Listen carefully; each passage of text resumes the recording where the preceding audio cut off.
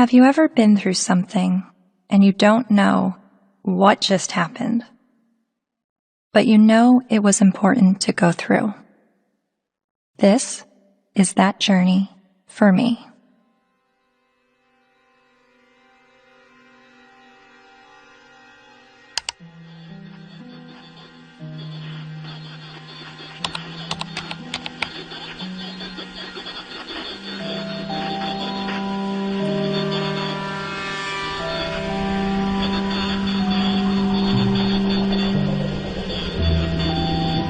Misogynist rantings would be at home in the far-reaching internet subculture widely described as the men's rights movement, a toxic distillation of the worst aspects of American sexism.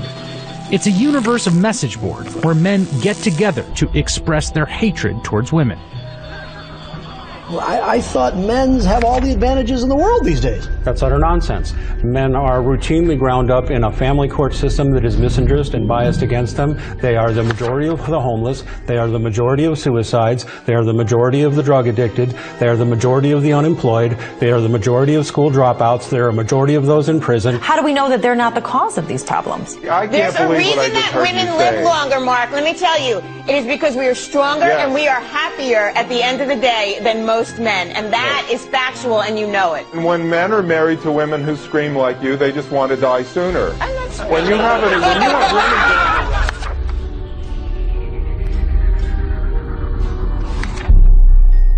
women... A voice for men.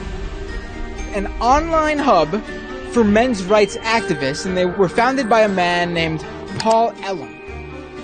It's a website called A Voice for Men that's run by a man named Paul Elam, which is male spelled backwards, but it is his real name, apparently. It's a gathering of women haters. The Southern Poverty Law Center has classified that group and men's rights groups as hate groups. He wrote a piece declaring the month of October to be Bash a Violent Bitch Month. I mean, literally to grab them by the hair and smack their face against the wall, he wrote.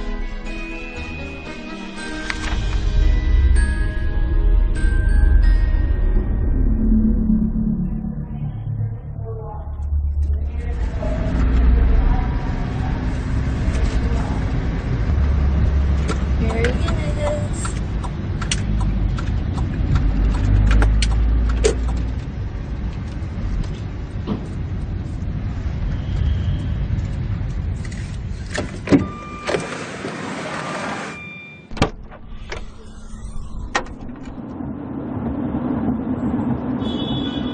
You may be wondering why I'm sitting in a car with notorious men's rights activist Paul Elam. That's a valid question, and to answer it, I need to start at the beginning of how I became a feminist. I was a quiet kid preferring to observe from afar. My mom put me in theater classes when I was 8 years old to break me out of my shell, and I loved it.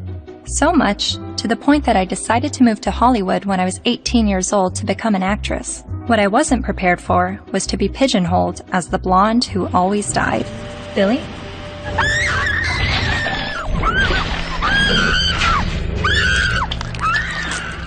Granted, I had a good scream. But the characters I played weren't alone in feeling objectified. I was commonly harassed on the streets, hit on by married producers, told by photographers to come back when I lost 15 pounds and got a boob job, and a plethora of other uncomfortable experiences, all while still being a teenager. I started to realize my role in the world seemed a little too similar to the unfortunate roles I was auditioning for, and it was not how I saw myself or the person that I wanted to be. So, I quit acting and bought a video camera to tell the stories I wanted to tell.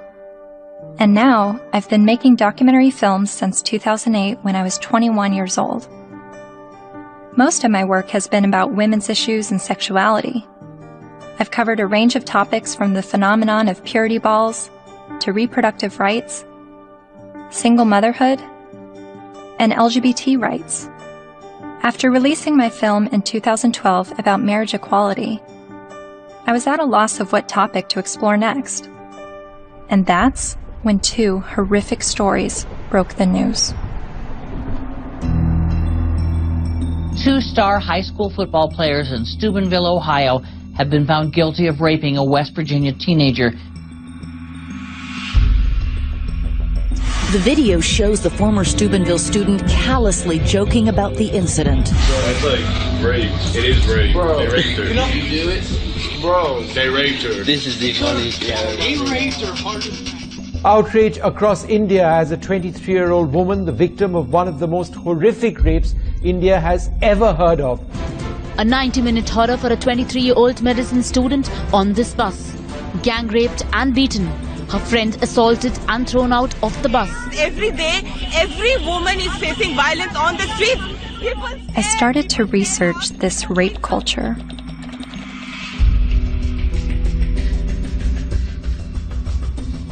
A website called A Voice for Men popped up. Paul Elam wrote about how women long to live out their rape fantasies, to be taken by a man she's never spoken to, let alone given consent to.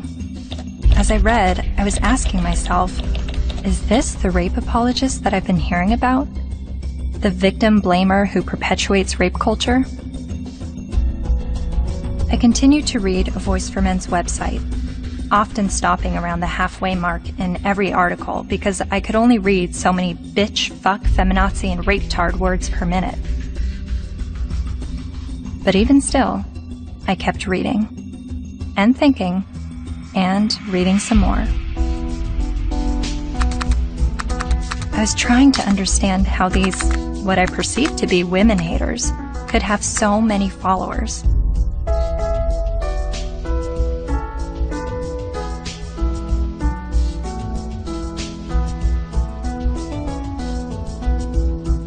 So, I decided to meet these MRAs. The ones leading the movement, and some of their followers too.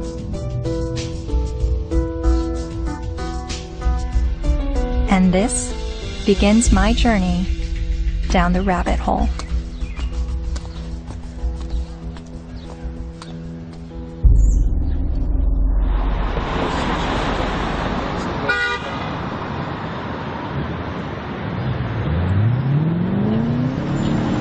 This, ladies and gentlemen, is an historic moment. Never before has there been a gathering of this magnitude to support men's and boys' issues. We have got serious problems. I have been working in this area advocating for the rights of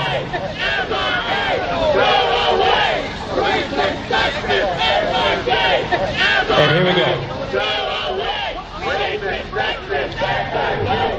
What you'll hear is that we hate women.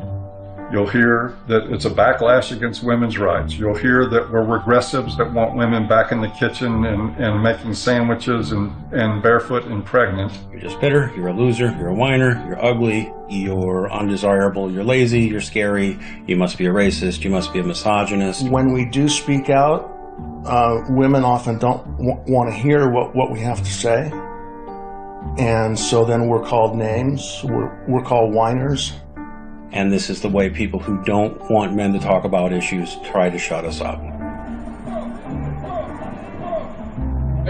all know that you guys are a fascist, Nazi, friend group of white supremacists. No other way to openly organize other than calling yourselves a men's rights group. We're somehow disempowered because we're white men. Maybe it's just because you're pathetic. We're here to fight how misogynistic assholes think they have the right to oppress women. White men are starting to feel misplaced because women are sharing space. It's disgusting, and scroll the fuck up, and don't confuse suffrage with oppression. Everyone suffers. It's universal. I am a man, and I need feminism. We're fabulous. We're here. We're queer. And it is crystal clear that the problems for men and boys are real. I would like to turn the microphone over to Paul Elam of A Voice for Men for some words.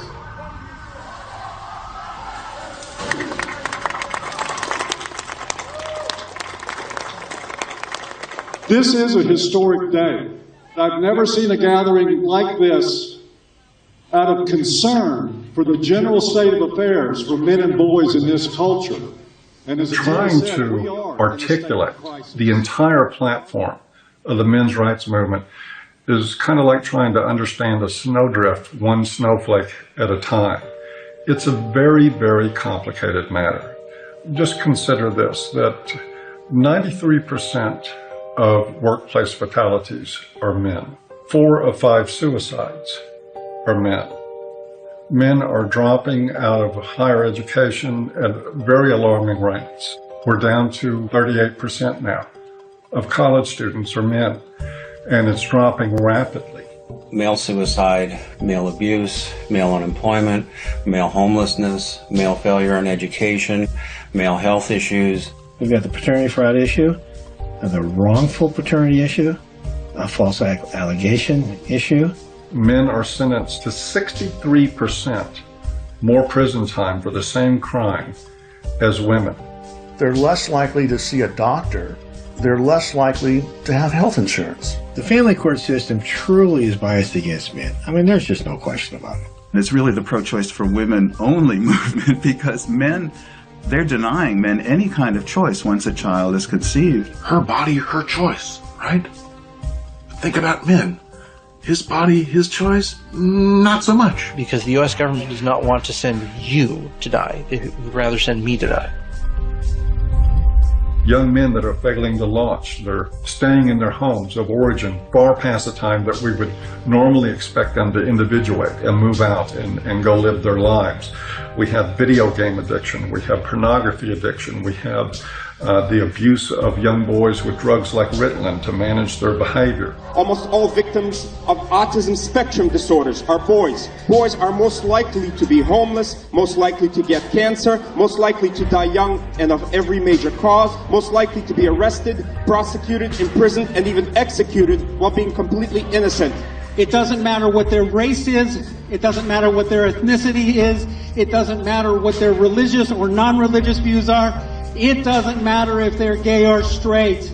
Men and boys are in crisis and they need your help and they need your support because they are human beings too. And you will not shame me or anybody here into silence about it anymore. But if you start to talk about those issues and address them in terms of how they affect men and boys as a group, people get hostile about it. The idea is that men have all the rights, they've always had the power. But if that's true, why can't men talk about their problems? And that's what really got me interested in this to begin with. Shortly after I began filming men's rights activists, I realized my own views were being challenged. I kept a video diary throughout filming, and I've decided to share some of those diaries with you. I really do feel like learning about the men's movement and their specific issues, the issues that they have issue with, it's hard for me to completely understand them and just automatically feel welcome in that space of talking about these issues, because at least with feminism, whenever I heard about the issues that feminists were fighting against, I always felt like I had something to draw from and experience to be on board with that. And that's always been why I've been drawn to the feminist movement, is because a lot of what they spoke about I had personal experiences with, and with the men's movement I have very little personal experiences with the issues that they talk about.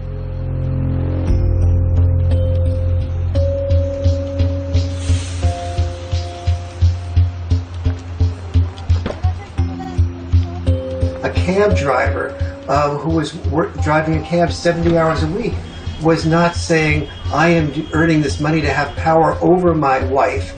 He was earning this money even though it took power away from his life. He was doing that so his child wouldn't have to drive that cab. The garbage collector does not get up at 3 or 4 in the morning in rain and sleet and snow and get out to do the garbage so he can have more power over his wife. That's power he's losing over his life in order to make his contribution, his sacrifice, his way of loving. And this has been translated into the culture of, you make more money than women do, you must therefore have more power. Meet Warren Farrell, best-selling author and self-styled social anthropologist, leading an assault on our traditional thinking about men. I asked my girlfriend at the time to buy me as a gift, I think it was for Christmas or for my birthday, Warren Farrell's book, The Myth of Male Power, which she did. And it just changed my whole life. And his premise was, while women are often seen as sex objects, men are often seen as success objects. And this resonated with me. He wrote this book that questioned our notions of power, of who had power and where it was. And it questioned the roles of men, but not the way feminists had always questioned gender roles. Every society that survived based on its ability to train its sons to be disposable. Disposable in war as warriors, disposable in work as firefighters, as workers on oil rigs and so on, coal miners, and indirectly, therefore, disposable as dads.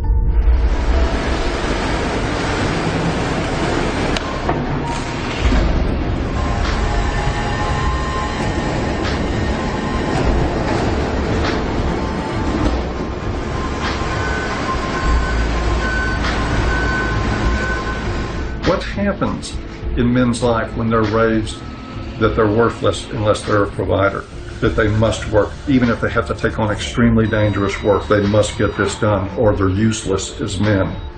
That is very, very powerful stuff. See, feminism did see accurately that we value male work more than we value female work. But there's also the issue that we value female life more than we value male life.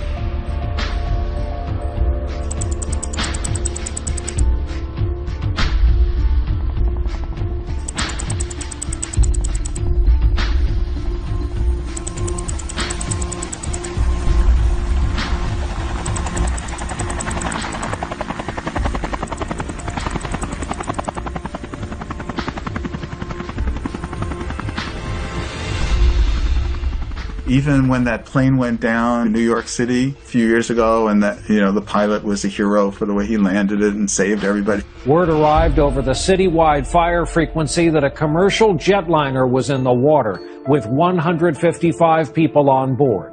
Then, over the next few minutes, the doors opened, life vests were inflated, and women and children first, everyone got off that plane. They saved all the women first. That's still, when I went on a cruise, there's still women into the lifeboats first, because not because you're a man, so you should be able to swim halfway across the ocean, but because you're a man, you're expendable.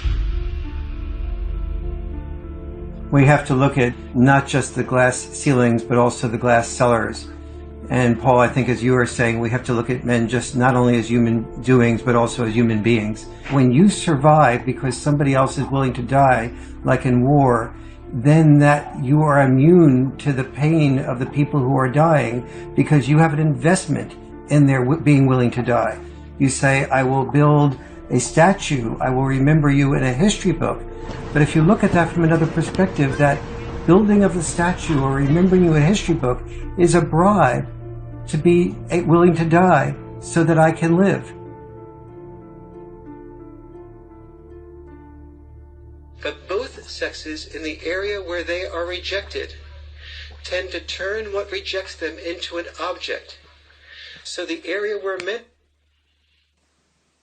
I'm watching this lecture that Warren Farrell's giving in the 90s. I see some women in the crowd, and a lot of them have their hands folded, and there is a little bit of uncomfortableness by being a woman in a crowd of people while the speaker's talking about how men are oppressed and women have it so great. It kind of puts you on the defensive as a woman. And understanding that I feel that way makes me wonder, are men having their arms crossed, listening to a feminist speaker talk about how men have all the power and women are oppressed? Are men feeling like, what are you talking about? I don't have power and we have it pretty shitty on this side of the grass too?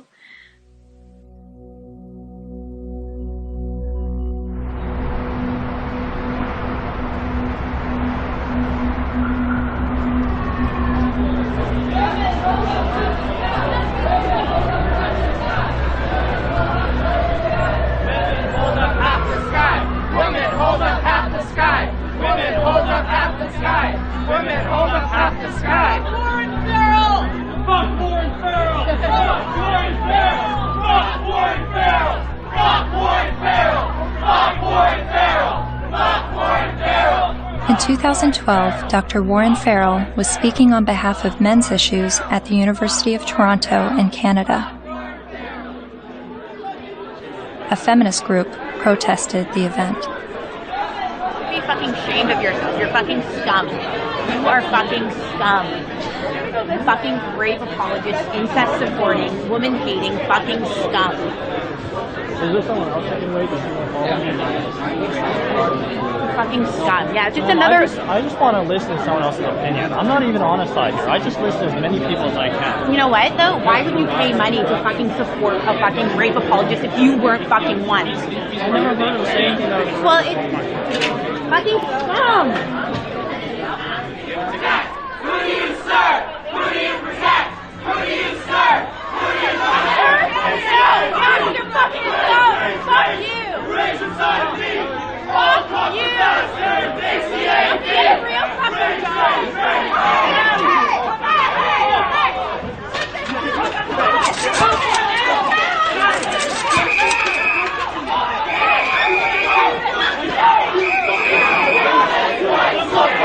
This is what men's rights look like. This is what men's rights look like. This is what men's rights look like. This is what men's rights look like. This is what men's rights look like. This is what men's rights look like.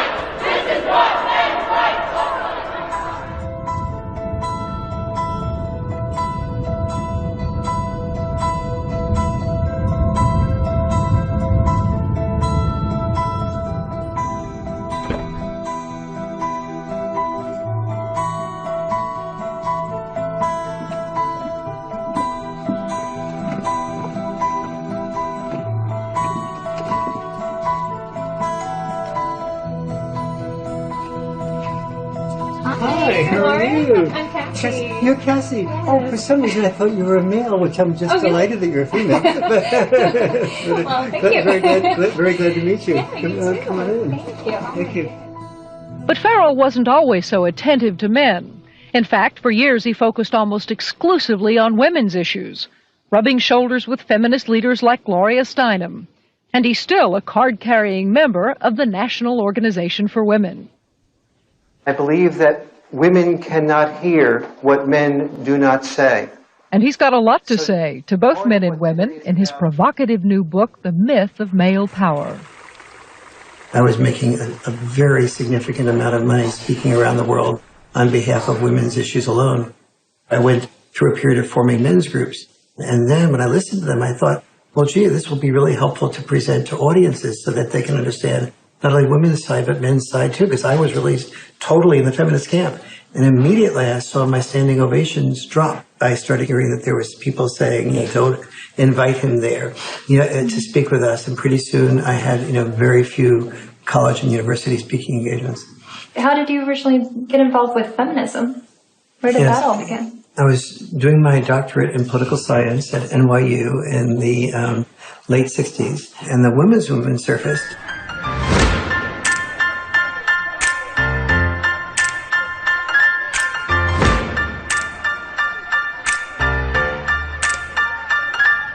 And I started to say, this is the most exciting thing I've ever heard, because I'd heard of civil rights, gay rights, But suddenly, women were saying, I don't want to be confined to just being a homemaker or a secretary. And so it's like, why shouldn't women be encouraged to do everything they possibly can do? And at that point in time, I saw a lot of women marrying men that they weren't completely in love with, but the man earned a fair amount. And so I thought, that's just a form of prostitution extended over a lifetime. How depressed that must make a woman. And it's not going to be good for a man either. He never knows whether he's loved for who he is or loved for what he has. And he's afraid to give up producing because he's afraid to lose love. And so women who were successful to me appeared to be women who would free men from having to be all, wrapped up in just being the only breadwinner and supporting 1, 2, 3, 4, 5 people, which, it's one thing to support yourself. When you're supporting 5 people, you don't have the freedom to question your boss because you're supporting 5 people. The first issue of feminism was to say, just because I'm a woman, maybe I don't want to spend my life raising children. Don't force me into that role against my will. So they looked at men and said, well, you're not forced to raise children. You don't have any issue. But for men, the traditional sex role was not raising children. For us, the traditional sex role was to be a provider, a protector, and to initiate relationships. Each of us has traditional sex roles. Don't force us to carry out those traditional sex roles. We have the same rules set up for men that they've always lived by, that you need to protect and provide at any cost. But we've changed everything where it concerns women. They now have access to everything men have always had access to education, to work, to whatever they want to do. But they're not the ones driving the semis. And they're not the ones in the coal mines. You don't hear the National Organization for Women complaining that there is just not enough female ditch diggers. It is still men carrying the lion's share for what it takes to operate and maintain this society. And it is still the expectation that if somebody's going to go down with the ship, it's going to be men.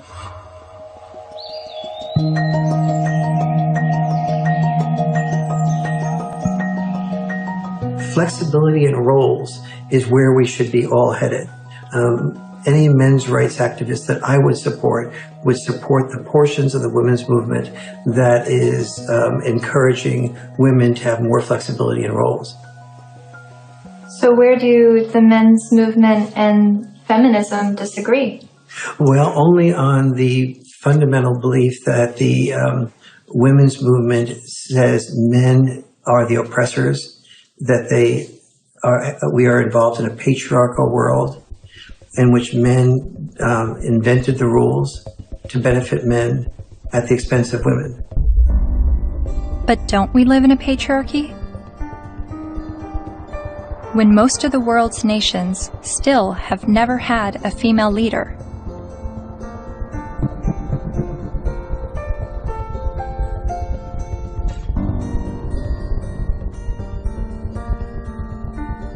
And less than 5% of CEOs of Fortune 500 companies are women.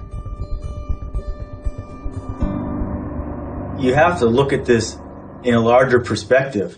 Patriarchy is the result of gender roles and not the vice versa. Traditionally, women's power and responsibility has been in the reproductive sphere, while men's power and responsibility was in the productive sphere.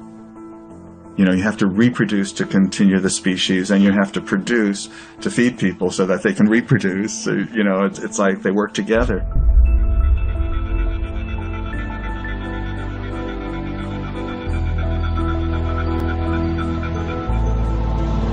And most cultures divvied up roles because women were responsible for childbirth and were more likely to breastfeed. They're not more likely to. They did the breastfeeding. They tended to be involved in the role of raising children. Men tended to be involved in the role of raising money or making a killing of the animals or making a killing on Wall Street. But those were our obligations. So that's why industry was male-dominated and government was male-dominated, because that was our job. And so what we call patriarchy is men giving into the expected roles that they're supposed to give into, and many of those roles are very harmful. Working exceptionally long hours, difficult hours, dangerous jobs, getting killed on the job. Even politics, a lot of people describe as masochism. Imagine what it takes to be a successful politician. Imagine how much of your personal life that you give up, how much you work, how much privacy that you sacrifice, how much freedom in your day-to-day life that goes out the window. There are more men willing to do those things than there are women. We got time for everybody. But also, just because men are the ones, for instance, writing the laws in general, doesn't mean that the laws are protecting men. You hear about patriarchy, right? All the evils of the world's from patriarchy, but we're the ones dying. You know, and we die for you guys. You know, to protect our families, our friends. In every society that's ever existed, women have had privilege and protection that men did not. For example, we never hear about how men were excluded from the Forced Labor Convention of 1930 for years. The Forced Labor Convention was an international treaty that banned slavery and forced servitude, but it made an exception for able-bodied males ages 18 to 45. Eventually, they got rid of that, but there was still an exemption for prisoners and military, which is 90% male. Stop pretending that you're oppressed and men are your oppressors. It's a lie, and it's a hurtful lie, and it's a hateful lie, and it's wrong.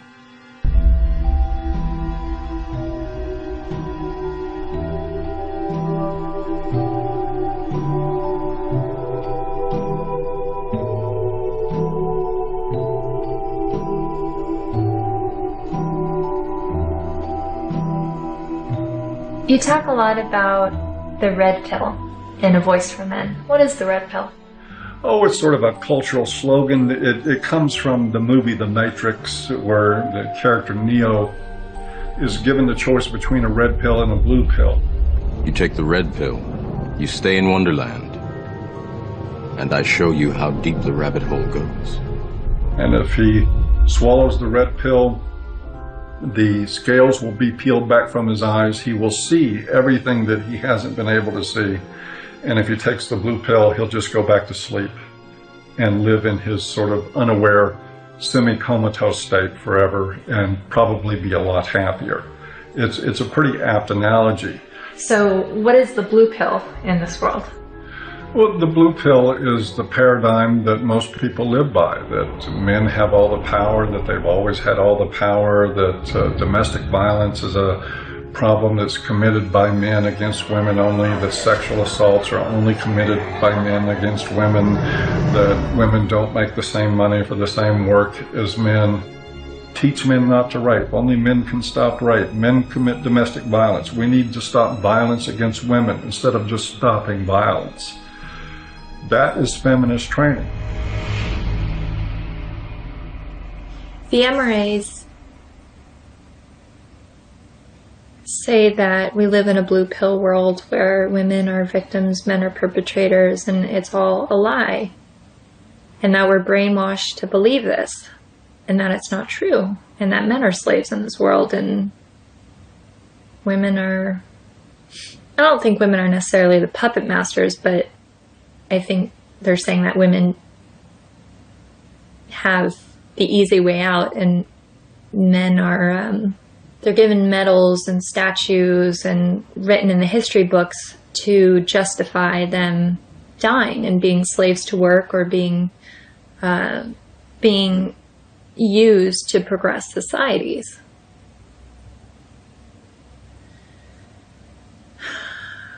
And I've believed for so long that I'm at a disadvantage for being a woman, and that I have to work harder than everyone else, and I have more to overcome, and I have more to prove just because of my gender. But the MRAs are saying that this is all a lie, and that guys are actually the ones that are disadvantaged and discriminated against. And actually, the more I learn from him, the more I think thank God I wasn't born a guy. Because I don't think that the expectations on men is good or healthy. I mean, they have so much pressure to succeed and to be strong and to stand up and protect others and to put their lives on the line. I don't think I would want that responsibility. But, 50 years ago, no, I wouldn't have wanted to be a woman. But now, I mean, maybe just it's right now that the tides are changing and women are have the better deal. Well, no, I don't know.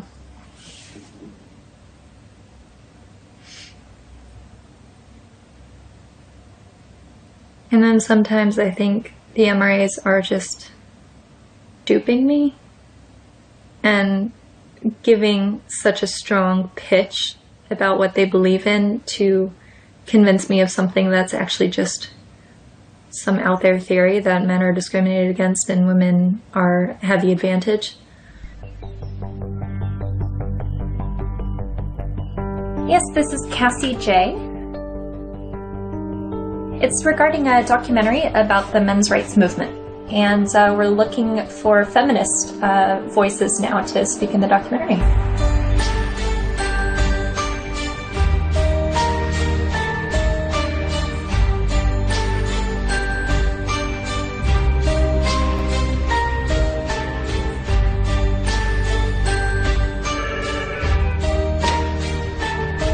Feminist majority. Yeah, hold on just one second.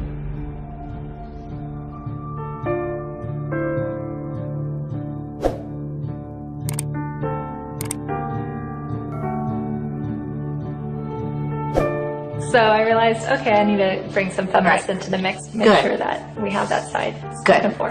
I was researching rape culture, and so that's how I stumbled across a website called voiceformen.com. So some of the people that we've already interviewed on the MRA side is Paul Elam with A Voice for Men. Yeah. Are you familiar with him? Oh, I'm familiar with them. I've never met them. Yeah. Obviously, they've spent a significant amount of time and energy denouncing me, so I figured I might as well have a look at what they say. Yeah, really, the men's rights movement is part of the backlash. The backlash? To feminism. The men's rights movement really got going as women began to make gains, and some men have felt threatened by the opportunities that have been opened up to women. And I don't know if it's because some of them feel threatened that they now have to compete with a lot more people for their jobs. They now can't get into the best schools if a woman or a girl has better grades. Think about it.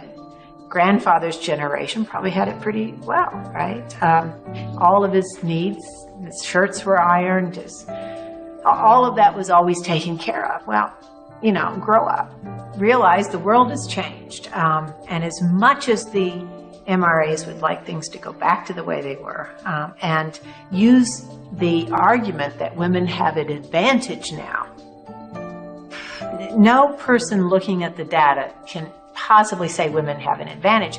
We're just beginning to get a level playing field here.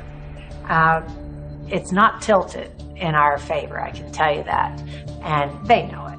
They know it. But it's the constant distortion of the data. It's the spinning of a situation to make it look like women are somehow getting ahead, getting an advantage they don't deserve.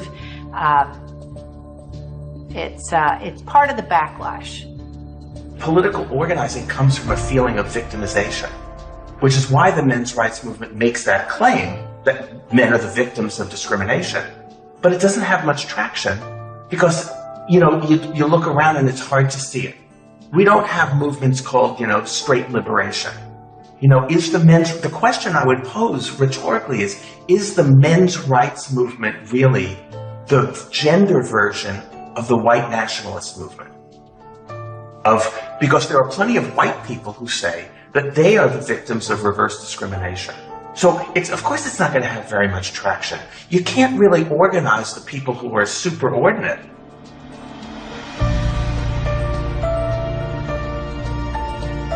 So do you think that men are being discriminated against in any way? Not under the law. Men are not disadvantaged under our laws. Or in the business world, as a class, men are not underrepresented on corporate boards or at the top of the Fortune 1000 companies. In the corporate world, in the business world, in a lot of parts of academia, in the military, in the sports world, still pretty much a male-dominated world, and where a lot of the privileges and power and status accrue to men. Men are advantaged over women, no question. No one can debate that, not with a serious, not in any seriousness.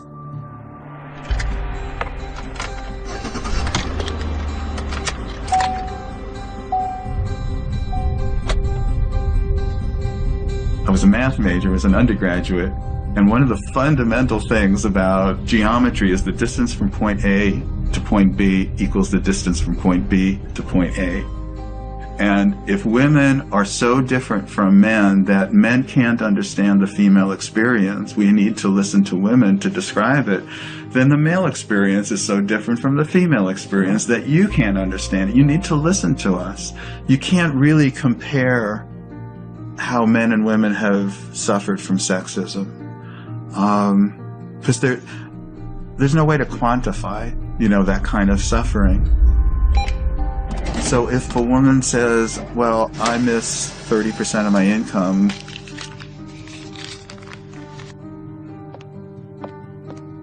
more than you miss 6 years of life, there's no way to quantify that. Or I've lost a job opportunity because I'm a woman. There's no way to say, well, I've suffered more than you because you've lost a kid because you're a man. We can't, but it is serious. And at least if you're denied a job because you're a woman, at least you can go to another company and apply for a job, but you can't, when you lose your kid, like you can't say, well, okay, I'll get custody of that kid, I'll try for that one. It's a terrible thing that happens. There was a case, the Serpico case. You might be too young to know the movie Serpico with Al Pacino. It was about a New York City undercover cop. He gets shot at the end of the movie and retires from the police force. And he was a real man, Frank Serpico. A woman after the movie, after this was made, decided she wanted to become a single mother and tricked him into fathering a child. And the court accepted that because she told her friends she was going to trick him, and they testified, and the court said, yes, you were tricked into it, and still awarded her over 90% of his police pension. So everything that he goes through in this movie to including getting shot to earn his pension, she won by sleeping with him one night. My son's mom wanted to have children with me, and I had always refused, saying, you have this anger problem, you need to get counseling, I'm not going to consider having children with you until that's dealt with, because she would lose her temper almost every day and just use any weapon she could, and like a child's the perfect weapon. So I was really definite about that. But she also used to proofread my articles for me. And I wrote an article for Playboy about Serpico. And when she read that, she told her friend she's going to trick me into fathering the child. She doesn't need my permission. And so that's how my son was conceived. Then she said, if you want to see your son, you have to stay in a relationship with me. But if you break up with me, I know all the things that a woman can do to a man. She's read all my articles. She saw my talk shows. She said, I know all the things a woman can do to a man, and I'll do them to you. So that's what I had to deal with. Like everything that I had been raising awareness about for the previous 17 years, then she combined into one thing for me to live through. It's really ironic. For the first 5 to 7 years, I guess, we would see each other 4 times a day for exchanges. On average, every single day, I had to deal with some scene. A scene meaning she would just not show up, or she would hold the kid out and then pull him back and hold him out and pull him and just kind of play with me. Or she'd let me have the kid and then she'd stand in front of the car so I couldn't move. You stay in Mommy Town tomorrow. You stay in Mommy Town for a couple of days, 2 days, and then you come back to Daddyville. Another time I saw her hold him by the shoulders and say, "Daddy is a bad man. Daddy is a very bad man." And so he had to go through this long custody battle, and the decisions that they would make, you would just go, wow, there couldn't be any explanation. You know, either they're absolute idiots or it's biased. There's just no other explanation for it. One other thing, his mom is obese and wanted him to be obese for various reasons. One thing is so he would identify more with her side of the family than mine, because we're all thin. Another was so that he would enjoy being with her more, because when he was at my house, he had to get activity, you know, and eat well-balanced meals and get his sleep and stuff. And at her house, they would bake brownies and stay up late and just watch TV. And so where would you, if you're a little kid, you know, where would you enjoy being more? But he self-reported to the mediator how upset he was about being obese. That the worst thing in school was when kids called him fatty, and how he cried. And his physician said that he's really concerned medically. And then what I did, he was at an age where he would imitate things that I would do. You know, I gave him a broken shaver, so when I shaved, he would pretend to shave. And what I did was I started weighing myself every morning and writing down my weight, the date and the weight. And I taught him how to read a scale. So he kept his own records. So I had 6 months worth of statistics to show consistently that every time he was with his mom for a few days, he'd come back weighing 3 or 4 pounds more, and then he'd lose it while he was with me. So they had, you know, that how much he was upset about the problem. They had his physician being upset about the problem, and they had the proof of where the problem lay.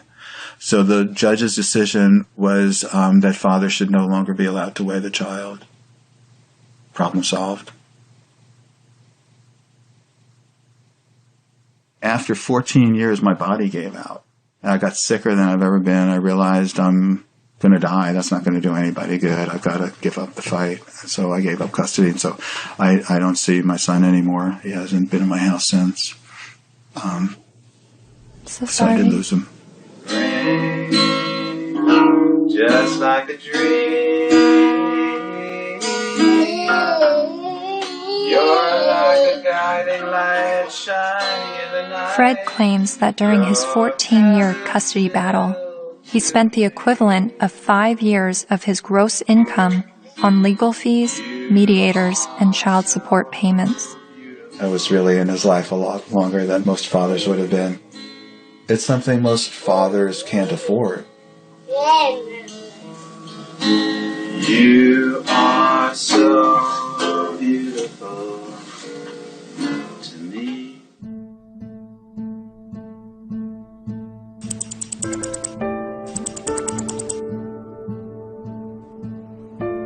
We generally know that fathers don't get as good a deal in family court, and we don't really complain about it until it happens to us. And even then, a lot of men don't. Many men's rights activists come into being men's rights activists as a result of getting a divorce, wanting to be equally involved with the children, and realizing that women have the right to children and men have to fight for children. When your family courts run on the supposition that mothers are more fit to be custodial parents and that fathers are more fit to provide a check every month and to become what we like to call Uncle Daddy, where they visit their children. To me, that's one of the greatest obscenities in the world, the idea of visiting your own children, where you get to see them for 2 hours on Wednesday night, and you get to have them for X amount of hours every other weekend, and you have no say in how they're brought up.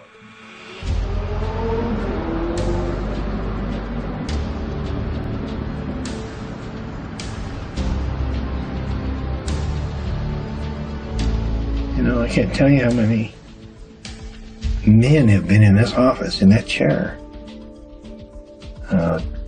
in tears because they can't see their kids.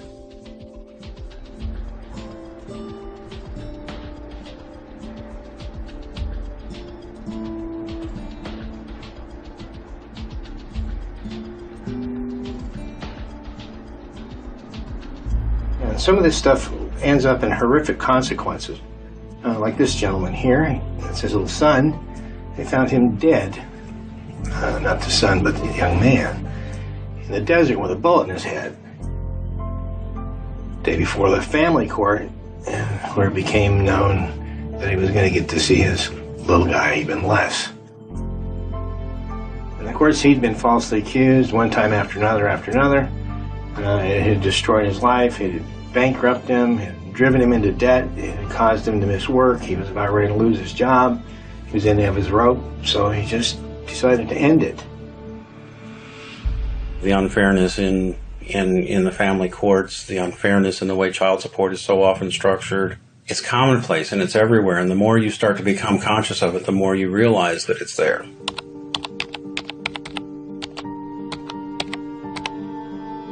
I started to research some fathers' rights issues and came across some harrowing stories. Like this man in South Carolina who found out his only daughter was adopted away by the mother without his knowledge or consent. His daughter was with an adoptive family in California, so he began his fight to get his daughter back. Adoption is for children without families, not children with a willing and capable family. And this man in Colorado who lost his daughter when the mother left the state to give birth in Utah where he wouldn't have legal rights to his child. He fought for 4 years in court and finally won visitation rights. Only visitation. I can't explain the emotion, the happiness. It's this hard fight and what this means to me. And then there's this heartbreaking story. The 20-year-old father never left her side until he was forced to give her to adoptive parents this week after Kaylee's mother decided to put her up for adoption. In order to keep Kaylee, Colby needed to file paternity action, an affidavit, and a commencement notice with Utah's Vital Records a day before the mother signed the adoption papers relinquishing her rights. But in Colby's case, the mother only gave him a few hours' notice of what she was going to do. I would like her back. Men in the men's movement are not upset about having to be fathers. They're upset because they're not allowed to be fathers. That guy blows his head out, blows his brains out. It's a family court? And people don't think there's something wrong with that? And we just open the doors tomorrow for business as usual, and that's okay?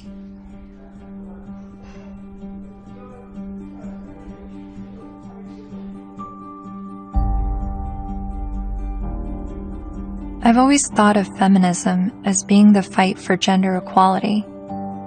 And yet, I've never heard about fathers' rights and the injustices going on in family court. Why is this? I decided to ask gender studies professor Michael Mesner. Well, I'll just say I don't think it's... I don't think that a lot of their assumptions are correct to start with. There's no doubt that there have been some men who get just screwed by court decisions and custody cases. But I think when you look at the broader patterns, it's still the case that in intact heterosexual families with kids, women are still doing the vast majority of the housework and childcare, and there's a lot of sort of father absence, lack of participation by fathers. Some of whom I think then after divorce happens, end up suddenly wanting equality, as fathers when they haven't really been participating equally as fathers before. So to me, it always kind of swings back to the feminist perspective of how we need to push for full equality across the board, including before divorces. And if we have that, then we might expect more symmetry after divorces happening. The more I researched fathers' rights, the more I realized how deep this rabbit hole goes. Not only in the amount of issues, but also in the vast array of perspectives on these issues. I decided to create a flowchart of what I thought fathers' options might be following a surprise pregnancy. I then put a green line for the paths that I thought would be good turnouts for the father, and I put red lines for the paths that seemed to not be good for the father. Then I created a flowchart for women's options, and did the same with green and red lines. And as I stepped back, I saw all the red lines for the women's options if she does not want the child. But something dawned on me. Of every path the biological father could go down, he's at the mercy of the woman's sole discretion. Although women have very difficult choices to make, she at least has the choice. But for biological fathers, they have no say over their parental destiny.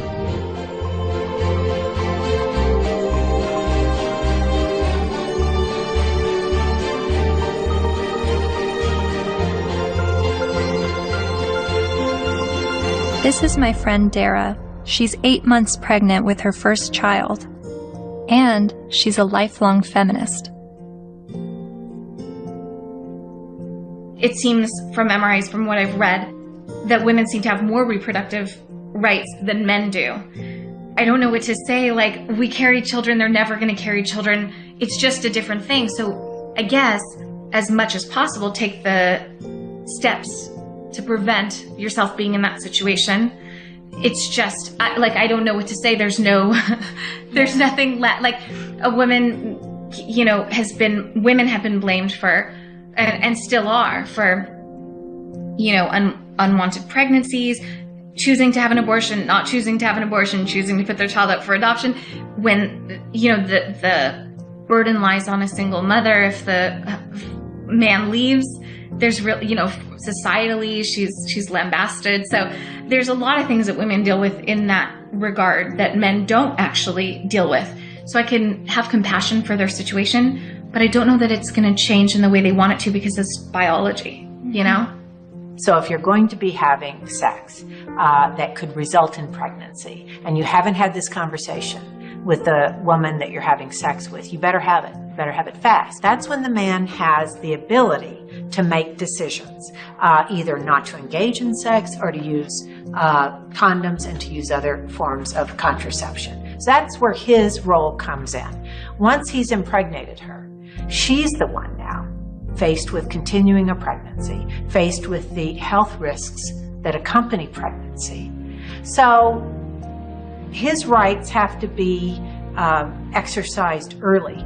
But once she's pregnant, all decisions must be hers, because ultimately she is the most impacted. There's just no question. And she ultimately has the responsibility for that child.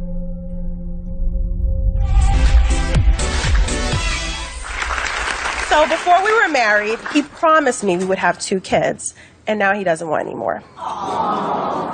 My friends think I should trick him and stop taking my birth control. Men have never been in control of our bodies. We're the ones in control. Clap if you think that she should trick him. My people. Up next, everybody. So it sounds like men's reproductive rights are limited to the choice of whether or not to have sex and the choice of whether or not to use protection. But what if he's tricked into fatherhood? Or what if he's not even the father? What does paternity fraud look like? It's ugly. It's extraordinarily ugly. And we have to distinguish between paternity fraud and wrongful paternity. What's the difference? Wrongful paternity can be innocent. Okay, we went to a party. I had sex with 6 guys. I think it was when I was hanging out the window I got pregnant, but I wasn't sure. But, if anybody knows that guy's name, would you please have him call me? And then she names one of the other guys, and he didn't have sex with her. It wasn't malicious. It wasn't intentional. She wasn't trying to harm anybody. She was just trying to figure out who it was. Wrongful paternity. More often, and less facetiously, okay, I'm married, I had an affair. Obviously here, there's all sorts of problems because there are more victims than the person who's named as dear old dad, who may be the wrong one. there's everybody involved in the family, like a situation in Texas where the family had 5 little towhead kids, all guys, all little blondos. And all of a sudden, one day, one of the little blondo kids gets in trouble, has to go to the hospital. They can't get a hold of mom. They get a hold of dad. Dad rushes to the hospital. Needs to give blood. Whoops. Can't do it. Wrong blood. What? All the kids look alike. Turns out it was the guy down the street. You've heard of this case? No, it's a real case. So what happens to this family? Can you fathom what happens to this family? How do you think the kids feel when they find out dear old dad isn't dear old dad and it's the guy down the street? How do you think dad feels? That these 5 little boys that he still loves dearly, when he finds out they're not his bio children, but he still can't tear away because he loves them. He's devoted himself to these. How do you think it feels? I mean, it's horrific. Horrific. That's not wrongful, that's deliberate. So that's paternity fraud. That's paternity fraud. She knew who the father was and lied about it. Paul was right when he said, trying to understand the men's rights movement is like trying to understand a snowdrift, one snowflake at a time. There are unique fathers' rights issues that vary between unmarried, married, and divorced dads. But there are also men's rights issues for non-biological fathers. Like this man who is facing jail time for failure to pay child support for a child that DNA tests prove isn't his. Carnell Alexander still owes more than $30,000 to the state for a child that's not his because the mom wrote his name down because she needed to name someone in order to get welfare benefits. And I had to put him down as the father. That was the only way I can get the system. I'm almost homeless. I'm almost in jail. I'm out of work.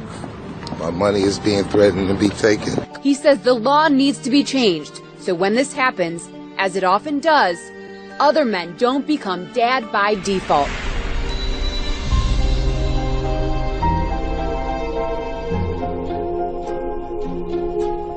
A lot of times people wonder about MRIs, why are you guys so angry? And my answer to that is, why aren't you? How can anybody look at this and not be angered by it? And the only answer to that I've ever been able to come up with is that people aren't angry because they don't see men as human beings.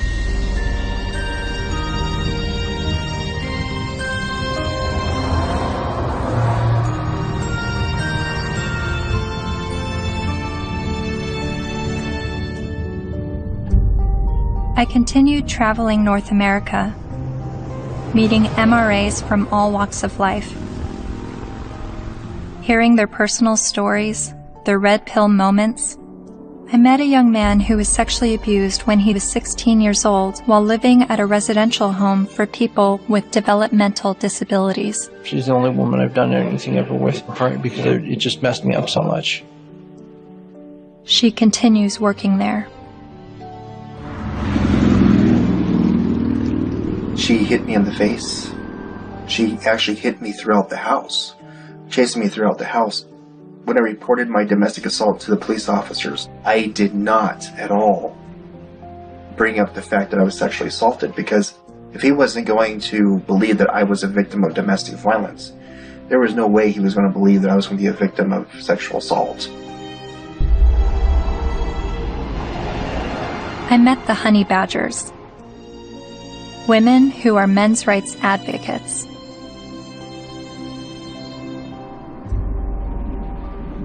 And then there was a 15-year-old boy, there was a 35-year-old woman, and then later on she came out of jail and she was able to collect child support from this boy that she raped. Yeah. After getting out of jail. So there's lack of fairness for men in the court systems. When police officers would show up to domestic violence case, there was often men were just taken away without asking what even happened. It's just presumed that men are the criminals. I was assaulted several times, and I never got any help. I went to the police still bleeding a couple of times. And one police officer said, I'll never forget this. He said, if she starts hitting you again, you better get out of there fast, because if she just breaks a fingernail trying to hit you, we'll arrest you. I mean, I can't tell you at this point how many guys I've talked to who are like, yeah, you know, she stabbed me and they put me in jail. Not only are there endless studies that show women are just as violent as men are, when I would talk about it, invariably, men would start coming out of the woodwork with stories. Stories they were afraid to tell, stories that they got laughed at for, stories that they got blamed for. It's hideous. This is not flattering to men, to talk about men's vulnerabilities. No. To talk about the ways that they are not strong, and that they are, well, weak. And to be honest about it, it's not flattering. A solution for both genders is that we need to be able to recognize how men are vulnerable, and we need to be able to recognize how women are actors. Because we have a huge blind spot, especially when women do bad things.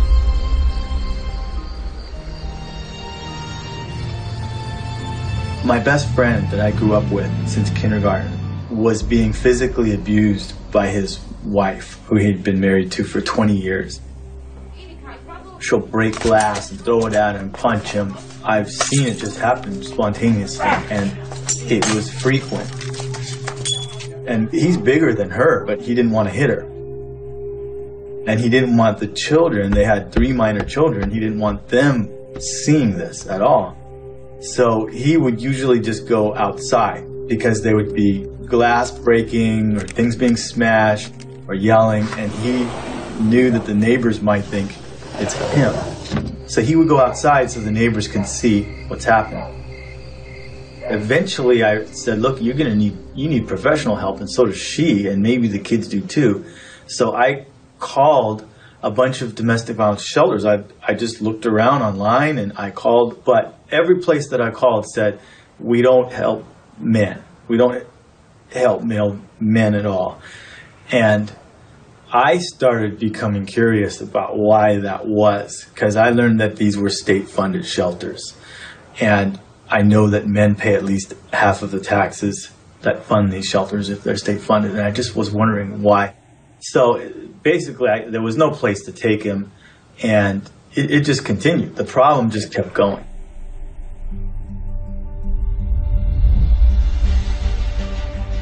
In the United States, there are over 2,000 domestic violence shelters.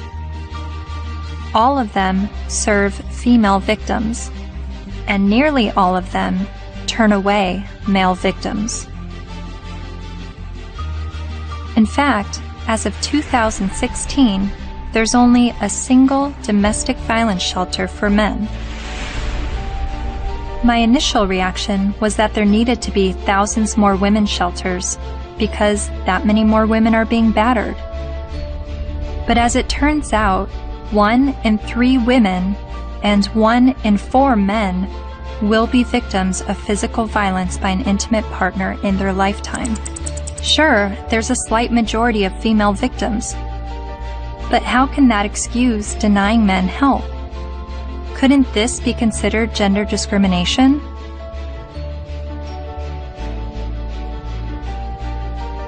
Think of it this way. Roughly 78% of all suicides are men. If suicide prevention services only served men, wouldn't we see the gender discrimination immediately? If there are over 2,000 women's shelters that turn away men, and only 1 shelter for men, obviously the resources don't match the need. How are you involved in the men's rights movement? Well, from the very beginning, when I first opened the Refuge, which was in 1971 in Chiswick in London, almost as soon as I took the women in, I got a house for men. A Voice for Men's editor-at-large, Aaron Pizzey, founded the first ever women's shelter in 1971, and she is widely revered in the men's rights community. Because you see, what I knew from the beginning, most domestic violence is consensual. Both are involved. Sometimes one's the perpetrator, the other plays the victim, then it crosses over. It's not as though it's just all men or all women. It's both, and occasionally innocent victims, very innocent. Battered children grow up to batter, that's what I learnt, whether it be a man or a woman. And I now know that if a woman comes in with a history of violence in her own childhood, the chances are she will be probably violent to her children, and she will want to live on this knife edge of crisis and danger. I haven't been allowed to speak, that's the difficulty. Why is that? Because I'm completely barred from all conferences. I'm not allowed to walk up the step of my own refuge. I bought the bloody building. But no, because there's feminists, the woman who runs it is a very heavy feminist. She won't have anything to do with me. What did you say that made them hate you? That women could be equally as violent as men. That was from the beginning.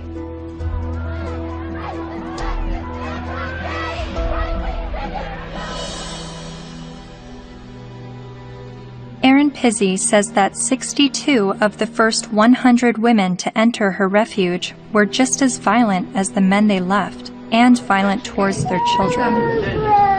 But there's levels of violence, isn't there? I deny the fact that I'm violent. Well, I'm violent. So much. You know, I'm very violent.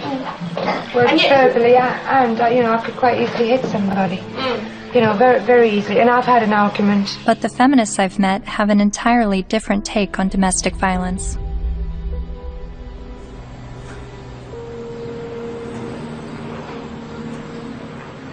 On the whole issue of domestic violence. That's just another word, really. It's a cleanup word about wife beating, because that's really what it is, or dating violence. And it's not girls that are beating up on boys. It's boys that are beating up on girls and using violence to intimidate and to control. And we have very few what's called domestic violence shelters, which are places that women can leave their home with their children and get a new start, get out of the violence. But there are not nearly enough of them. We need more funding and more resources, because it is a tremendous disadvantage for women and girls.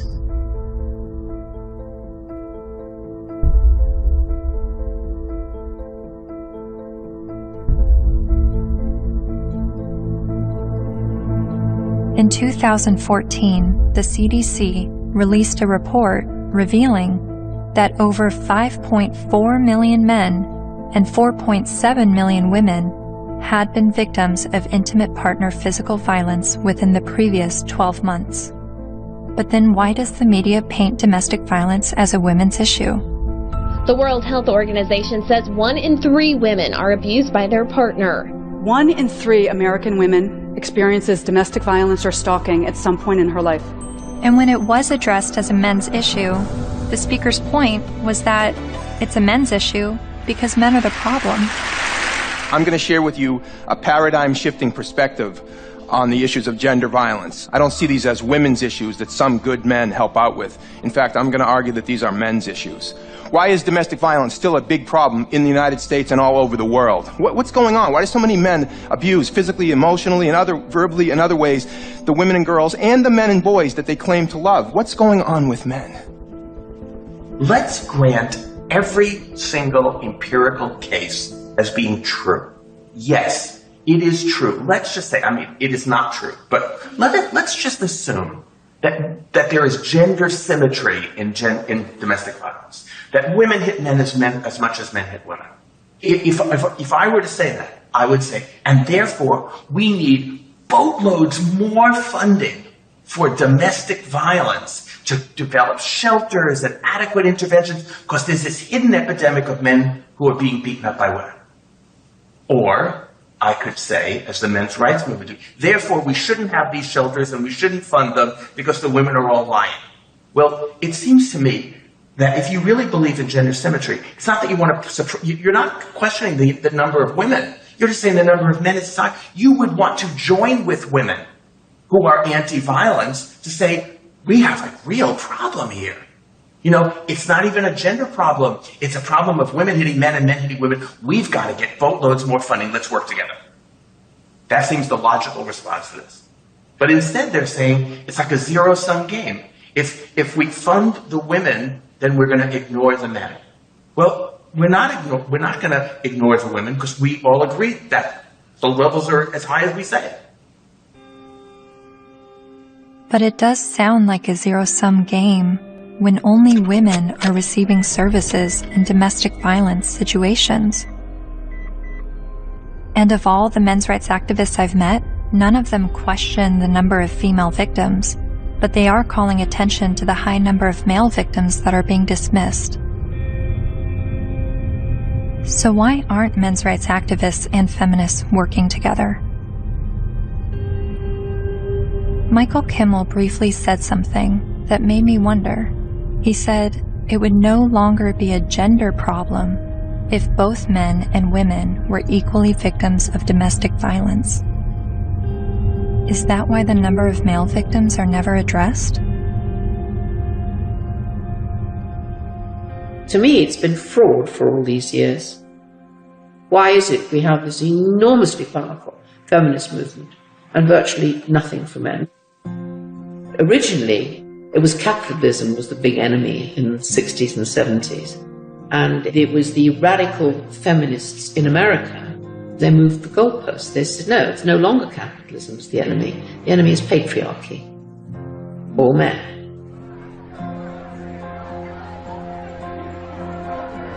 And that's how the women's movement began.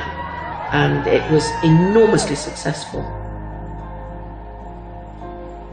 The new mood in the refuges was going to be that no men could work in refuges and can't today. They can't sit on the boards. And boys over 9 or possibly 12 can't go into refuges, or you call them shelters. Their mothers have to make other arrangements for them, which I find shocking. And it ring-fenced money. I think that that particular time when the feminist movement were desperate for funding because they'd run out of publicity, and they were desperate for funding, and they needed a just cause. And unfortunately, it fell into their laps. It's an enormous industry. I mean, violence against women, they get something like, well, it's $1 billion and over a year. And an awful lot of that goes on really supposedly rehabilitating men, but essentially punishing them with something that's called the Duluth model. Duluth Power and Control Wheel. You guys know about that? No. I gave you a copy. In 1977, I think, a bunch of crazy women up in Duluth, Minnesota figured out they had the solution to domestic violence, and it was all about patriarchy and all about men. And it's the Duluth Power and Control Wheel. Because men are all about power and control. Of course, not you ladies. You guys, you don't control anything. You have no power. You're just sweet and innocent little things. Okay. So when this power and control wheel is divided up in all these things, you know, about who does this and who does that and blah, blah, blah. Of course, it's all men.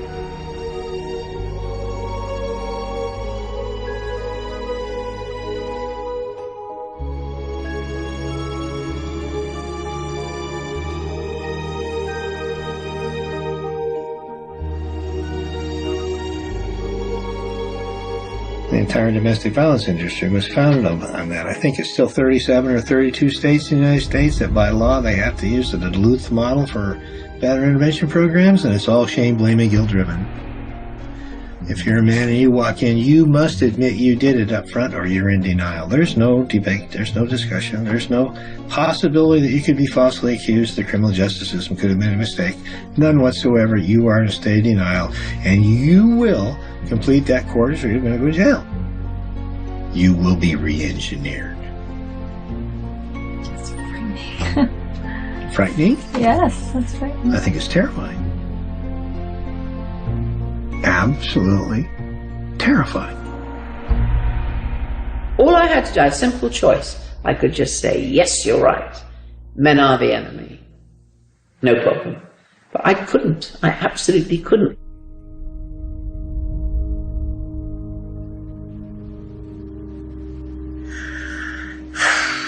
Just getting overwhelmed.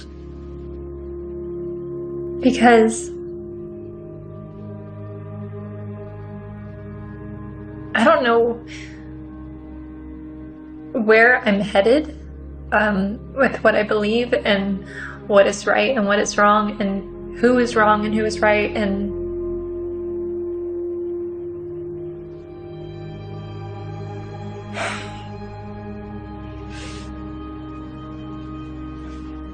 the truth is somewhere in the middle, and that's why I'm feeling frustrated, because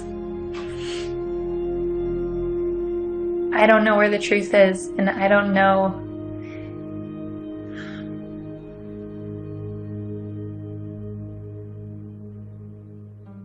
When I decided to make a film on the men's rights movement, I never anticipated questioning my feminist views. But the more MRAs I met, the more I felt compelled to remind myself why I was a feminist. I signed up for a women's group. Welcome to our Women on Your Power workshop. Only 4% of the Fortune 500 companies are led by women. Women only hold about 14% of corporate executive positions and less than 20% of our governmental positions. I made video diaries complaining about how I had to change what I wore to walk alone at night, how much time it took me to get ready for work, all the housekeeping that was on my shoulders. In comparison to other gender issues, these videos seem trivial, but I made them nonetheless. I attended women's rights rallies. No to violence. That's what we are here for, to say no more to violence in any forms, especially against women and girls. I repeated women's issues in my head like a broken record. Female genital mutilation, sex trafficking, reproductive rights, maternity leave. And social media helped remind me of women's issues. We have fought for everybody else's equal rights. It's our time to have wage equality once and for all, and equal rights for women in the United States of America. We are struggling for a uniting word, but the good news is that we have a uniting movement. It is called He for She.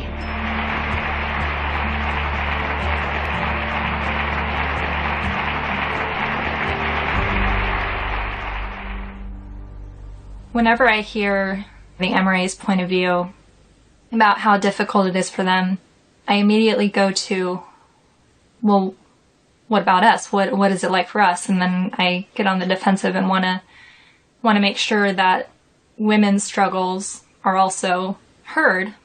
And I don't know if that's necessary, because the MRAs are saying that the feminist perspective is the mainstream perspective. But even when I hear their issues, I still want to speak up for the women, because I feel like, I don't know why I feel like talking about one gender's issues now neglects the other. And I guess that's what MRAs have been dealing with, is always hearing about women's issues and feeling like their issues are neglected. But whenever I hear them talk about men's issues, I feel like I need to stand up for women and say, this is what we're dealing with, an equal opposite.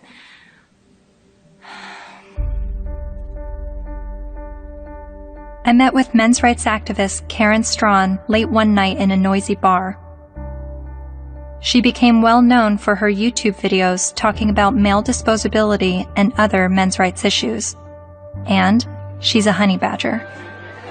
Part of what I do and what I research and what I think about is the reason psychologically why feminism seems to be such a comfortable, warm blanket emotionally for so many people, men and women alike. And it's so comfortable that it will make them not see things that are right in front of their face. Look at Boko Haram. Hundreds of young girls, fast asleep in their beds, are awakened by the sound of gunfire. Armed attackers have stormed their boarding school and set fire to dozens of buildings.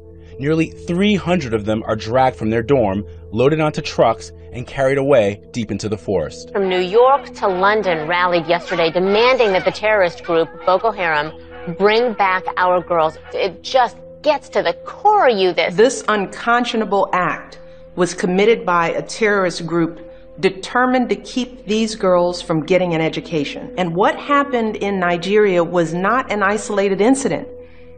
It is a story we see every day as girls around the world risk their lives to pursue their ambitions. I mean, you must have heard about that, right? That's being spun as a fundamentalist Islamic group that is so determined to be misogynistic and oppress girls that they want to deny girls an education. But they are not against girls being educated. They're against anybody getting a Western secular or Christian education. The initial attacks, and there were several of them, there were over 100 men killed and 1 woman killed. And the victims were described as people, right, or villagers. And in the previous attacks on the schools, they actually let the girls go. They separated out the boys and girls, and they let the girls go, and they told them, go home, get married, renounce your sins, and live a righteous life under Allah. Right? And then they burned the boys alive. There was literally no outrage. Right? It was barely reported on. It was one of those things, there was no opinion pieces on it, no nothing, right, until the girls were kidnapped. And look at it this way, because we played right into their hands, because they want attention, right? And they weren't getting any attention from the Western media when they were just slaughtering boys, right? They want attention. And what do? They kidnap girls and sell them into marriage or slavery, right? And everybody, the UN, Michelle Obama, Barack Obama, the UK government, the Canadian Federal Minister of Defense, right? They're all promising aid and help and equipment and personnel to help find these girls and bring them back, because this is such an outrage and oh my goodness, something needs to be done.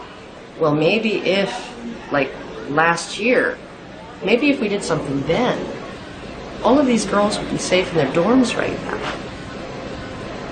Right? But we didn't. And the reason why they kidnapped those girls is because we didn't do anything. We didn't pay attention. And they want attention. Right? And they know that attacking girls or women is going to get them attention. What are we going to do? Start a campaign, bring back our boys. Oh wait, they're dead. Never mind. Right? The men, the people in Boko Haram, they're chivalrous. If those girls were boys, they wouldn't be getting education. They'd be dead. They wouldn't be sold into slavery with the hope of escape. They'd be dead. Boko Haram has been fighting for Islamic rule in Nigeria since 2002. Its members have killed hundreds of people.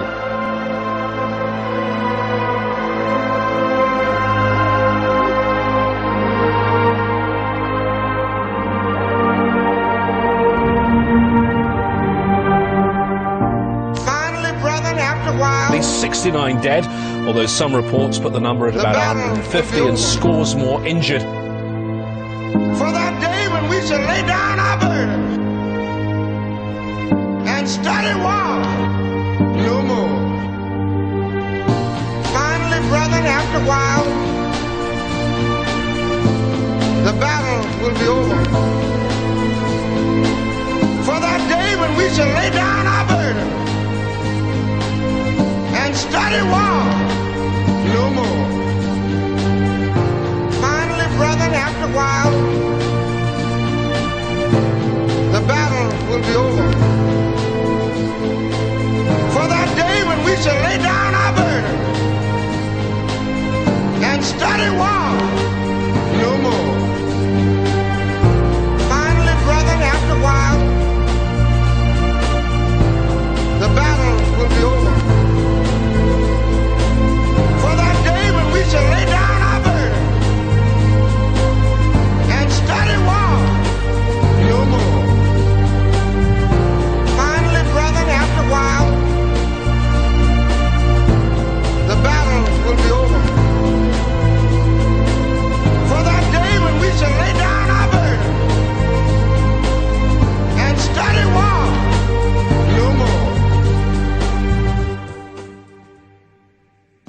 of the most important things the men's movement is doing is being able to say, men need compassion, and men deserve compassion.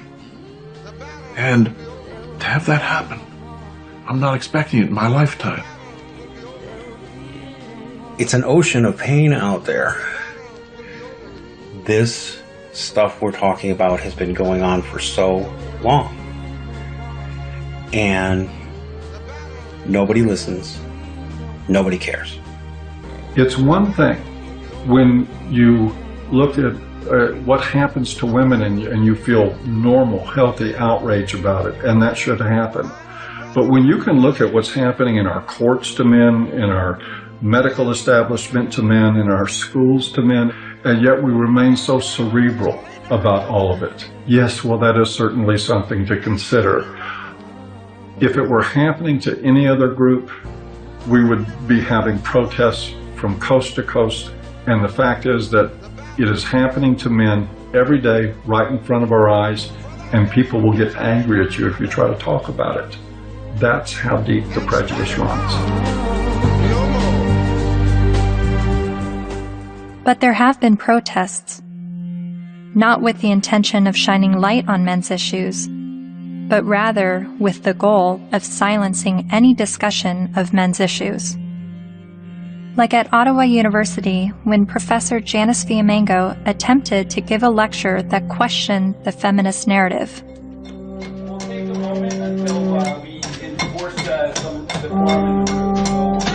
So you think this is a victory?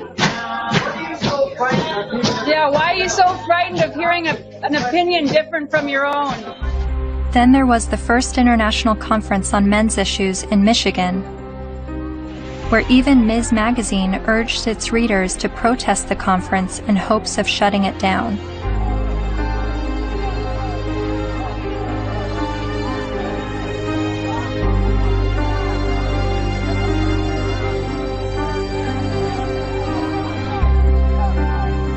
But perhaps the most well-known protest of a pro-men's rights event happened in April 2013 at the University of Toronto, when the Canadian Association for Equality hosted a discussion titled From Misogyny and Misandry to Intersexual Dialogue. Well, in my 20s, when I went to Columbia to study art history, and that was in 68, and that was the height of the academy. And so suddenly I was confronted with the direct possibility of being drafted for that. And I discussed that with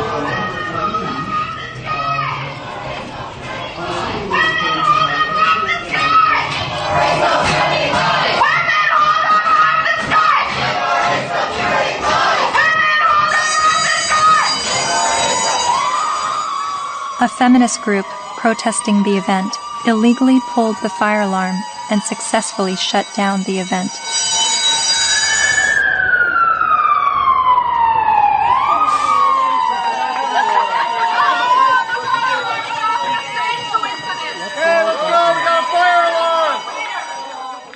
Once outside the lecture hall, feminist protesters and men's rights activists got to speak face to face.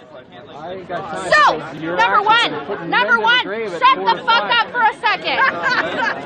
Feminists do not want you to lose custody of your children. The assumption that women are naturally better caregivers is part of patriarchy. Feminists do not like commercials in which bumbling dads mess up the laundry and competent wives have to bustle in and fix it. The assumption that women... This is a list of the things that we're working towards. Now, if you would shut the fuck up for the 50th billionth time... These are things we agree on, actually. These are things that we're agreeing on. And these are things that you've actually all got skewed fucking views on. You think that feminists are trying to take away your fucking rights, but as a matter of fact, what we're trying to do is we're actually trying to work on the same things that you're working on, but accept the fact that you're just too busy hating women. You can't fucking see that we're trying to work on those same situations. Are you conflating feminism, which is an ideology, with women, which is a demographic of societies? Okay, Mr. Derailing for Dummies. Okay. You're still a hate An ideology. Yes. I also hate a lot of other isms. So you admit those? Racism, Like, sexism. oh, bullshit, bullshit, bullshit. You hate sexism, but you're an MRA. Okay, no, point taken. We win. You obviously have Sorry. read our literature. Okay. You don't actually work on anything. You're not creating any change in the fucking world. Your website, your fucking website, the hate website against feminists. You're not actually creating any change. Feminists do not want you to have to make alimony payments. Alimony is set up to combat the fact that women have been historically expected to prioritize domestic duties over professional goals, thus minimizing their earning potential if their traditional marriages end. The assumption... I'm reading, fuckface. I'm trying to I'm letting everybody else hear it, okay? It's not just for you, Mr. Entitled. The assumption that wives should... Why do you think the men's rights movement is at odds with feminism? What has created that clash and that war between each other? Well, one, feminism has spent the last 50 years demonizing men, which is sort of one of the problems. Feminist scholars have characterized men as inherently violent, inherently bad, inherently predatory, inherently oppressive. They have postulated that masculinity is a disease. Feminists aren't the only problem. The problems didn't start with feminism.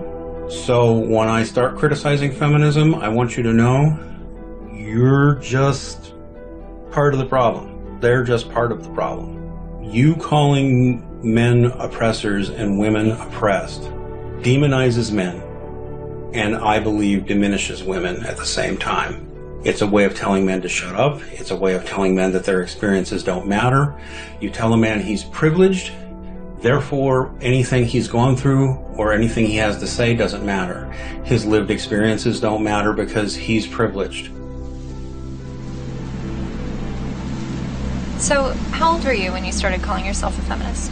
Or how many years ago? It was probably about 3 years ago, I guess you can say. I'm relatively new.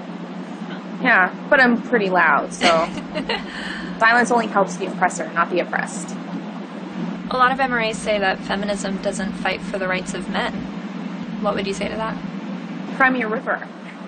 Really, because feminism is a movement about the discrepancies when it comes to women's equality, because we're still not there yet.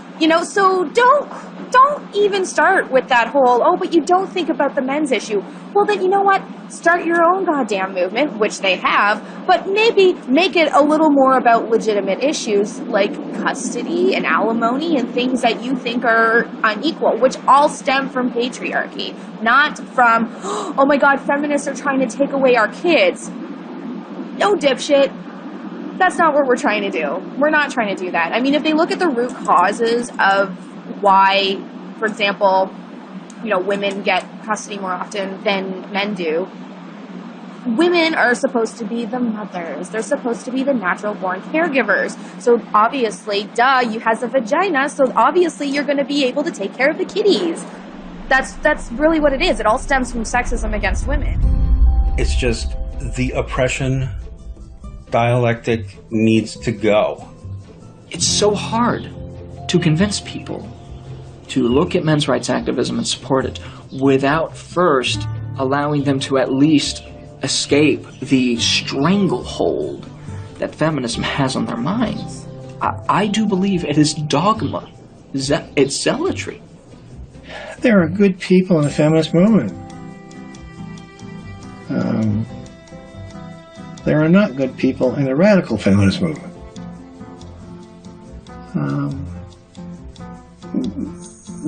That system is based on hate. And hate is, in my opinion, hate is the most destructive force in the world. They're so quick to call us man-haters or misandrists. Misandry for men? No. They're so quick to say that when all we're doing is talking about, patriarchal societies and structures that we want to dismantle. Nothing against men in particular, but just saying, hey, this is the system that we live in, and this puts men above women, and it's not necessarily their fault, but hey, recognize what's happening here, and let's work together to dismantle it. The omnipotent, ever-present patriarchy. The invisible force that directs all of our lives, right? and causes all oppression and all suffering, right? Our devil. And the beautiful, wonderful force for justice, feminism, the way. It's the way. It sounds like religion. It sounds like religion. And oh my goodness, for a movement that's only about equality and isn't blaming of men. They name the force for evil after men and the force for justice after women. And this being a movement is very, very, very concerned about the implications of language. So concerned that if you call a firefighter a fireman, it will discourage little girls from aspiring to be firefighters. And sometimes discourage grown women from aspiring to be firefighters, right? By calling them firemen. But we can call the force for all oppression, we can call that essentially men, patriarchy, right?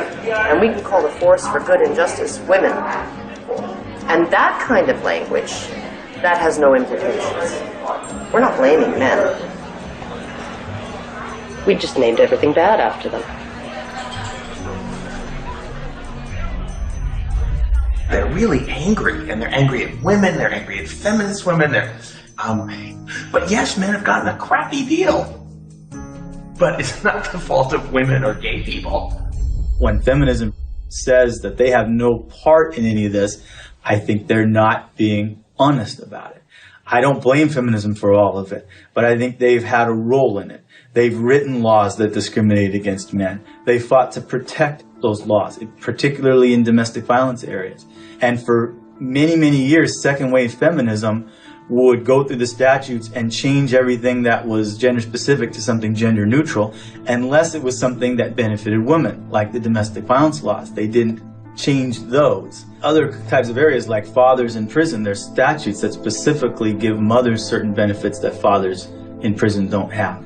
And I challenged that as well legally, but we didn't win on that one. When I wanted to get a commission on men, like the county has a commission on women, the feminists fought that tooth and nail.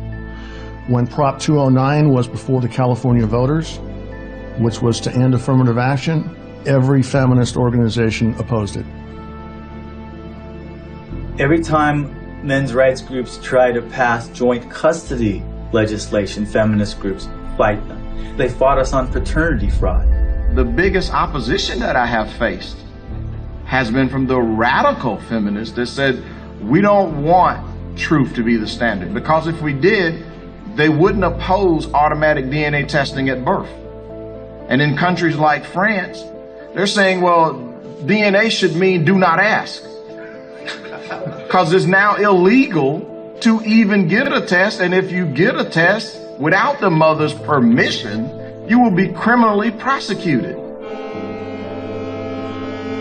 In Sweden, they tried to create a man tax. In India, the men's rights movement is trying to get the rape laws to include male victims, and the feminist groups apparently are fighting that. I'm not saying all feminists are this way, but I think the ones who are affecting public policy, who have the lobbying power, I think they are. If you just look at their actions, they don't want equality for women. They want special privileges for women and girls. And even though they know in a lot of areas men do not have equality, they are silent. The commandant of the Marine Corps said that he thinks, and I quote, all eligible and qualified men and women should register for the draft, talking about selective service. Do you think women should also have to register for selective service like men? I have to think about whether I think it's necessary to go as far as our military officers are recommending. The idea of having everybody register concerns me a little bit unless we have a better idea of where that's going to come out. Where I want people to register, I want every young person to register at the age of 18 to be able to vote automatically. And I think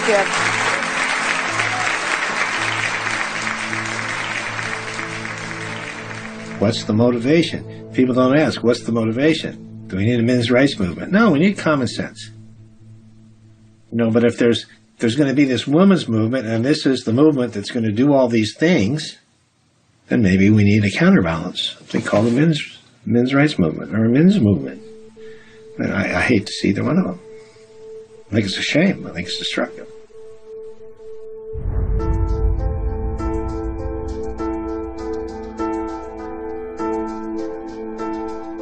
I'm hearing what the men's rights activists are saying, and I'm finding the sources to support what they're saying. Men are just as likely to be victims of intimate partner physical violence. Men have little to no control over their parental destiny, especially when he's tricked into fatherhood or he's raising a child that he later finds out isn't his.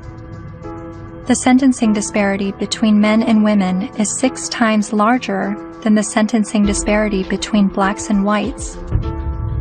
So while a black man may be sentenced to 10% more prison time for the same crime as a white man, a man is sentenced to over 60% more prison time than a woman arrested for the same crime. Boys are falling behind in education. They are enrolling at lower rates and earning less college degrees. And while not all MRAs agree on the issue of infant male circumcision, most MRAs do believe it is a human rights violation. I spent months learning about infant male circumcision, but it only took me watching a 5-minute medical training video to convince me this is a barbaric practice that needs to stop. Okay, so first thing, make sure he's well restrained. So the foreskin, okay? And we repeat the process with just one end and clamp. Anything that gets clamped gets cut. All that was left, a partial penis and his tiny testicles. Rhodes says Ashton urinates through a hole in his penis. She says she can't imagine now what she'll say to her son when he's old enough to understand what's happened to him. How could you explain it to your child that you don't have a penis or you might never be able to have kids?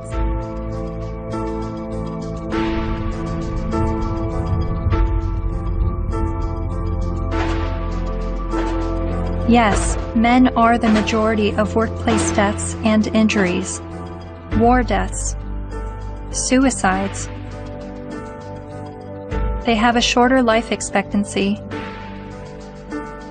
Warren Farrell makes the argument that prostate cancer and breast cancer mortality rates are similar, but funding disproportionately supports breast cancer research and awareness over prostate cancer. The red pill is about looking at these issues in an honest way, even when it's uncomfortable. And these things are uncomfortable, but without the willingness to set aside the programming and to set aside the false beliefs about what power is and what women are and who women are. Part of what we do is a pretty serious critique of both sexes. It's brutal, but critiquing the sexes is a real valuable thing. Feminists don't want you to do it, though, unless you're portraying women as victim and men as perpetrator. The red pill is about understanding that men and women, like everything else in life, it's a mixed bag. You've got victims and perpetrators on both sides of the fence. And that's all. It's real simple. It's just not easy.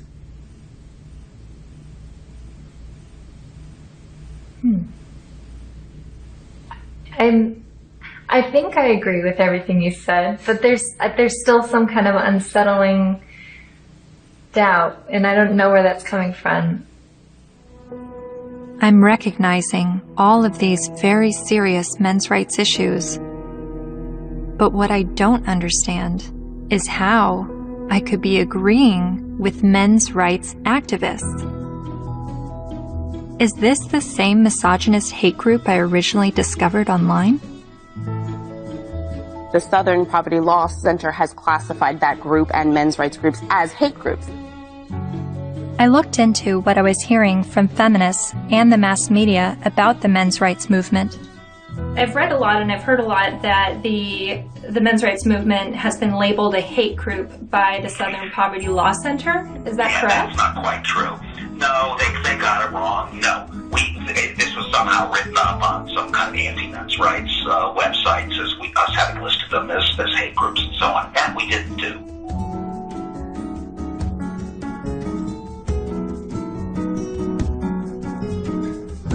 he wrote a piece declaring the month of October to be Bash a Violent Bitch Month. Jesus. I mean, literally to grab them by the hair and smack their face against the wall, he wrote. I then discovered that Paul Elam's famous Bash a Violent Bitch article was written in response to this article by Jezebel called, "Have You Ever Beat Up a Boyfriend? 'Cause, we have." The article cited a study that revealed 70% of non-reciprocated violence was perpetuated by women. The author then went on to say that she conducted an informal survey at the office, and the gist of her findings was that many women had physically assaulted their man, and it was interpreted as either being funny or he was asking for it. I couldn't help but see the hypocrisy in a major feminist website making light of abusing men and MRAs stinging back only to have the media paint them as the abusers. Something else to think about. Arriving on campus, boys will also see the effects of women's studies programs, now usually termed gender studies programs. Make no mistake about it, however, they are still women's studies programs. I teach in the gender studies program at Wagner. There are about 900 such programs worldwide, and about 400 of them are in the States. By comparison to those 900 programs worldwide, there is one men's studies program. In 4 years, Center for Men and Masculinities is to be established at a state of New York university, the one at Stony Brook. It will be headed by Professor Michael Kimmel, a sociologist. Its advisors will include, probably among the advisors are funders as well, the actress and fitness expert Jane Fonda, Gloria Steinem, and Eve Ensler, the author of Vagina Monologues.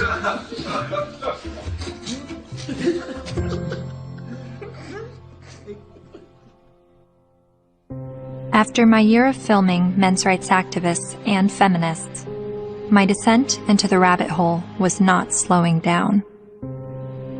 My education on gender politics was really just beginning.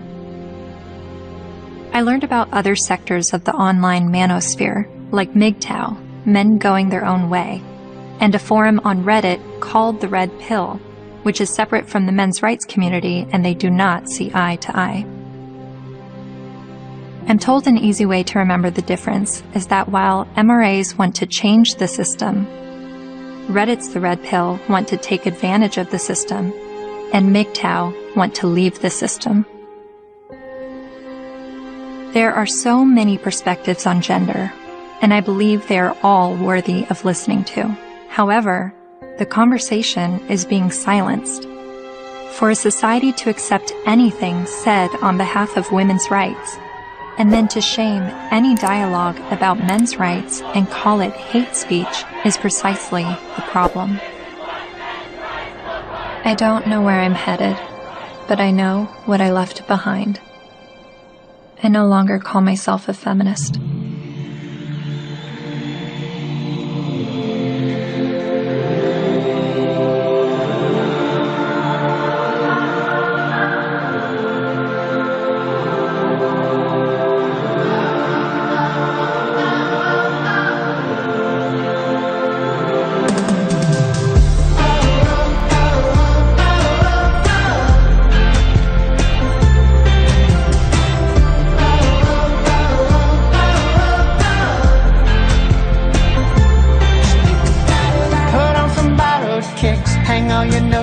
Up. It's never what it is. Wisdom is asking what. There is another side, down where the rabbit lives. My world will blow your mind. Just have a look at it. Think about it. Think about it. Think about it. Think about it.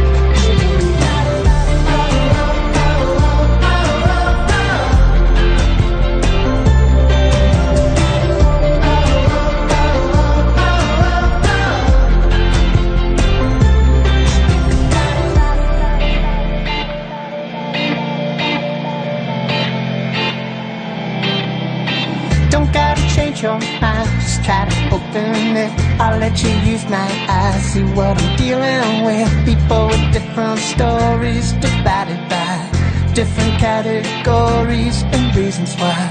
The smart speak, the wise they listen.